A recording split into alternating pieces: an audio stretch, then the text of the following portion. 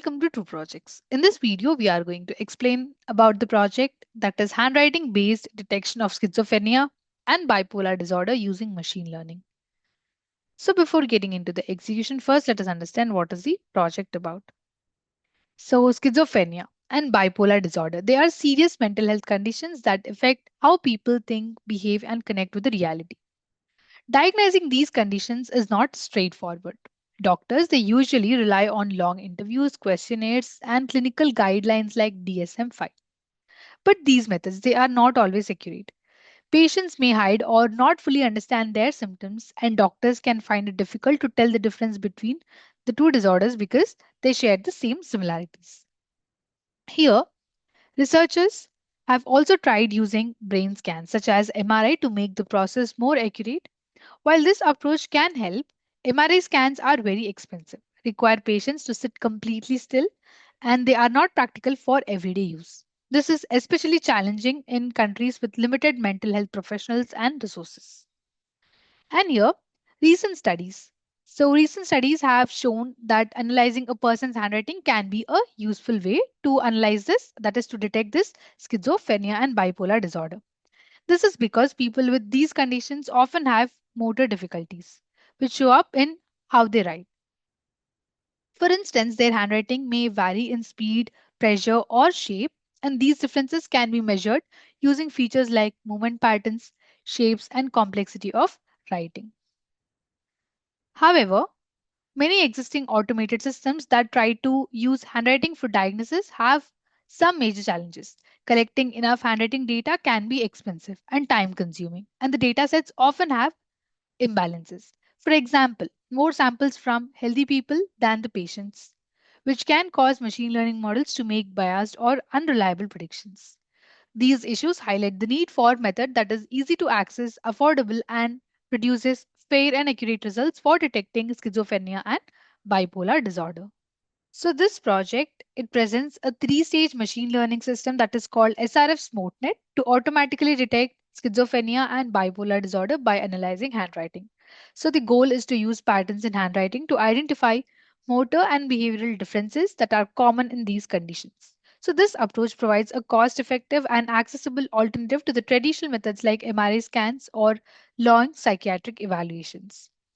So in the first stage, handwriting samples are carefully analyzed to extract different types of features. These include kinematic features that are related to movement speed and acceleration, and complexity features that are how irregular or intricate the handwriting is, and geometrical features that are shape and spacing in the writing. So these features are then assessed using statistical test called Kruskal-Wallis, which helps to identify the most important variable that can best distinguish between patients and healthy individuals. The selected variable are called statistically robust features SRF, which form the foundation for the next stages of the system. And here in the next stage, the system tackles a common problem in medical data sets called class imbalance. This happens when there are many more samples from healthy individuals than from patients, which can cause machine learning model to be biased. So to fix this, synthetic minority oversampling technique that is SMORT has been used. SMORT it generates additional synthetic samples for the underrepresented classes that is schizophrenia and bipolar patients. And this creates more balanced data set, ensuring the model learns fairly from all the groups. In the final stage, neural network that is net is trained using the selected features from the first stage and the balanced data set from the second stage. This neural network is responsible for classifying new handwriting samples into the two categories that is normal handwriting and abnormal handwriting. Normal includes healthy patients, I mean healthy individuals. Abnormal handwriting it includes schizophrenia and bipolar patients. So this is what we have proposed in this project. To further improve the performance of this project, voting classifier has been integrated into this project. It's an ensemble model which combines multiple algorithms. So here it is combining quantum SVM boosted decision tree models. So this combination helps to improve the system's ability to make accurate predictions. And to make the model easier to understand, here we have used explainable AI techniques that are XAI techniques, LIME and SHAP, showing which features are most important, making the decision making process more transparent. And here, to develop the front end, we have integrated Flask framework. So here we have used Flask framework for development of the front end to allow users to interact with the system easily. So through this interface, users can enter their data and receive the predictions in simple user-friendly way. User authentication is also added to protect privacy and ensure that the system is secure while remaining accessible for practical testing and use. Moving on to the implementation of the project. To implement this project, we have followed the steps which are mentioned in the flow of work. So let us understand how we have implemented the project. First, we have imported all the necessary Python libraries and packages at the beginning. So these packages include for data processing, machine learning, visualization, and building the web interface. Then comes exploring the dataset. So here the dataset is loaded from the provided file to understand its structure, types of features, and the target variable. Basic exploration, it helps to identify missing values, data types, and general patterns. Coming to data visualization, so here we have used correlation matrix, which visualizes relationship between features to see how strongly they are related. And also, we have used sample outcome chart, which is used to display example data points to get a sense of the feature values and the target outcome. Then comes feature selection. So here, important features are identified using statistically robust feature selection technique. This step ensures that only the most significant features are selected, which help in accurate predictions they are used in the model. And in the fifth step, so here the selected input features are stored in a variable X and the target variable output column is stored in Y. Coming to resampling, here we have used synthetic minority oversampling technique. It is applied to balance the data set and this creates synthetic samples for underrepresented classes, helping to prevent bias in the model. Train and test bed. So we will be splitting the data into training and testing sets. Training set is used to train the model and testing set is used to evaluate the model on unseen data. And then we will be initiating the model and training the model for learning the patterns to predict the disease. And then we will be evaluating all the models built using accuracy, precision, recall, FN score, and MCC that are visually represented through graphs for the comparison purpose. And we will be saving the best model for the future use. Coming to the part of explainable AI models. So techniques like LIME and SHARP are applied to explain how each feature affects the model's predictions, increasing transparency and interpretability. And coming to front end, a web interface is created using Flask with a registration and login functionality, which is supported by SQLite database. So this allows users to securely access and use the system. In the front end, users will be able to provide the inputs that will be pre-processed at the backend. It will be fed to the trained model. Trained model will be giving us a prediction. So this is how we have implemented this project and moving on to the algorithms used. These are the algorithms used in this project. So this is the proposed model and this is the extension model. And to implement this project, we need hardware and software requirements. In hardware, we need operating system of Windows, processor of 5 and above, RAM of 8 GB and above, and hard disk of 25 GB and above. And in software, we need application of Python, front-end framework of Flask, back-end framework of Jupyter Notebook, database of SQLite 3, and front-end technologies that are HTML, CSS, JavaScript, and Bootstrap 4. So this is the overview of the project. Now let's execute. To execute, open the code folder that contains source code files. So let's open the code folder of the project. These are the source code files in this project. So in this folder, we have the algorithm information that will be loaded into the project code during runtime of the application. And here in the static folder, we have files related to CSS, JavaScript, and Bootstrap files, which are important for the visual appeal. And here we have templates folder. This contains all the HTML pages used in this project. It typically includes files like index.html, about.html, etc., which represent different pages of the website. And here in this folder, we have the test cases that we will be using in the front end. And this is the app.py file. This .py file contains the information related to front-end logic. It includes code written in Python that handles server-side operations such as processing user requests, interacting with the database, and generating dynamic content to be rendered in HTML templates. And this is the dataset file, which is in SAV format. And this is the notebook file, which is a Jupyter notebook file. It contains a combination of code, graphs, and outputs all in one place. It allows users to write and execute code in cells that is execute code in individual cells, making it a popular choice for the data science. And this is the processed file. I mean, from this file, we will be extracting the data set and we will be processing. After that, it will be stored it in this file. And this is the signup.db file. This file is a database file which is used to store the user information. Now let's execute. So copy the path of the code folder from the address bar of the file explorer. Copy it. Now open Anaconda prompt. It is open. Give the command cd, give the space, paste the copied path, and now click on enter. Here, if you observe, current directory is changed to the code folder's path. Now compile app.py file. So give the command python space app.py and click on enter. This command will execute Python script and perform a runtime check for any syntax errors or logical issues. And after running the app.py file, Flask framework will host the application locally at the default address, which is the local host. This is the local host and the port, which is 5000. Now copy this local link provided by the Flask framework and paste it into any web browser. I've copied it. I prefer Google Chrome, so I will paste it in that. Paste the link here, click on enter. So this is the web page of the project, which is displayed in the browser. And this is developed using Flask framework. To get started, click on Get Start and enter all the essential details if you are creating your account newly. If you have created, you can directly sign in. If you have not created, you need to create the account and then sign in. I have already created, so I'll directly sign in. Click on sign in, give your username and the password, and click on sign in. We have signed in successfully and redirected to prediction page of the project. Now we need to get started for doing the prediction. So click on Get Start again.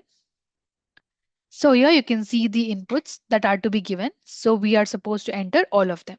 So first let's understand what are these parameters. First one we have is diagnostic Copac. And the next value we have is velocity. It is the speed at which the pen moves while writing, indicating motor control and the fluency. Then we have ln length. It is the logarithm of the total length of the handwriting strokes, reflecting the overall size and extent of the writing. Then we have ln peaks. It is a logarithm of the number of velocity peaks, which measures the movement disfluency. More peaks indicate irregular or shaky handwriting. And then we have pressure.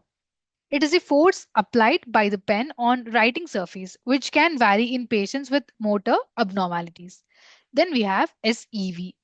It's the sample entropy of velocity. It measures the irregularity or unpredictability in the speed of handwriting movements. Then we have HD, HFDP.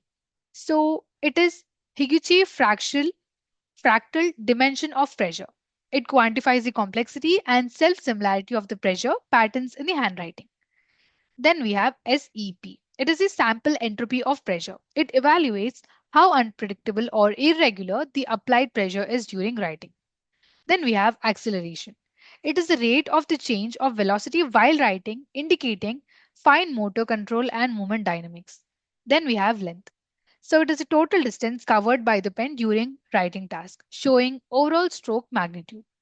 The last value we have is the peak. Total number of absolute velocity peaks. It measures the smoothness or disfluency of movements similar to ln peaks but in the original scale. So this is all about the parameters. Now let's enter them. So let's open the test cases. Open test cases. Now open sample file. So let's start entering them. So let's apply filter to this group O. Let's apply filter to class 0. And now click on OK. And let's start entering the values. So let's try with the first case. Let's try with this case where diagnostic is 1, velocity is 2.809, and then length is 2.84. Paste it. And then ln peaks 5.51. And then pressure is 664. SCV is 0.64.